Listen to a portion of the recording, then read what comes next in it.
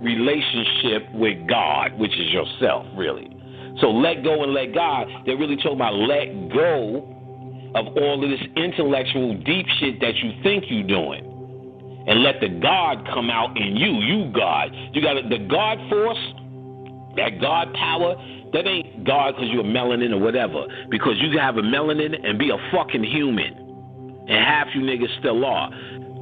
Melanin, chakras, pineals, kundalini, all the good shit, and be a fucking human. You can have a race car in your garage, but only drive it to the Quickie Mart. And that don't make you a race car driver.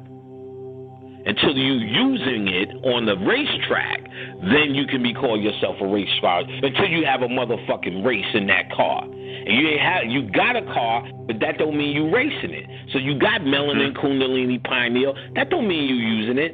The God is a mindset.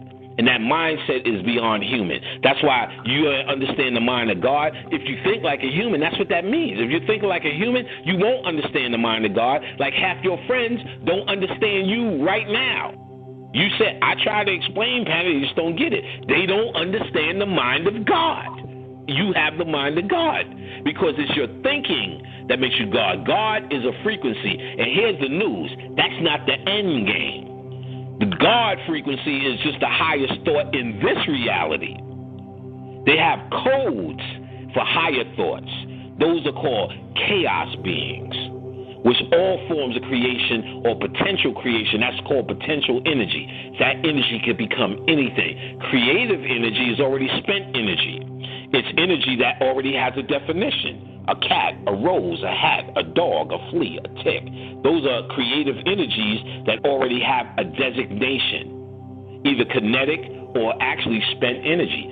Potential energy is like electricity. It can become any appliance that you plug into. We are chaos beings. Our melanin is the substance of chaos beings that have not only a reality in here as physical and spiritual, but a reality in the ancient world. It is the primordial substance that dominates all substances.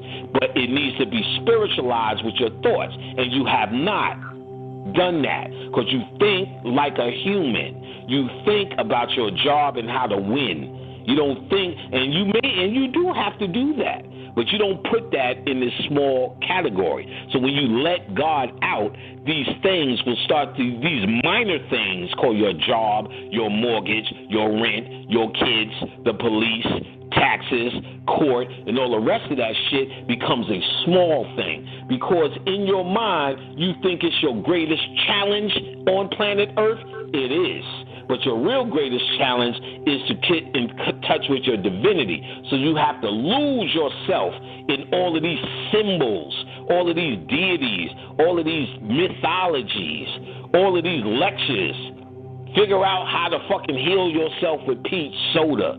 You have to do all of these things to start actually having a one-on-one conversation with who and what you are as a motherfucking God. You need to understand this, because once you understand this or have this understanding, all the other shit you've been sitting around reading about, watching fucking YouTube about will actually come online as actuality to you, actual hands-on experience to you, not theories that your pride holds on to because you're the black man or whatever the fuck you want to call yourself, or you the queen goddess woman. That's a nice fucking title, but you're not living up to it with a human mentality.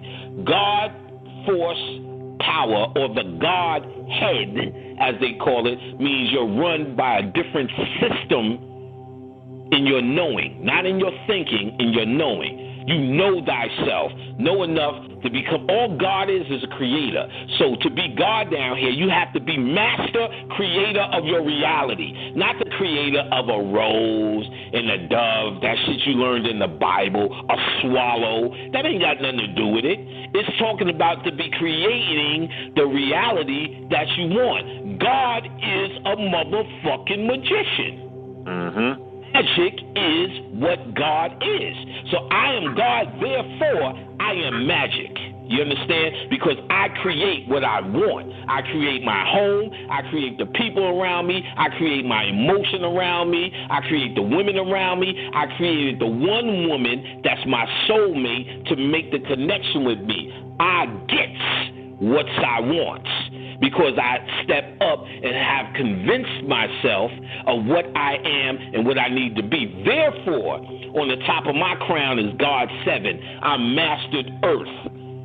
And if I walk out the street tomorrow and a piano drop on my motherfucking head, you best believe I'm the one that said, Maestro, let the music play. You best believe I'm that. So he said, oh, Panic was magical. A piano dropped on his head. Good.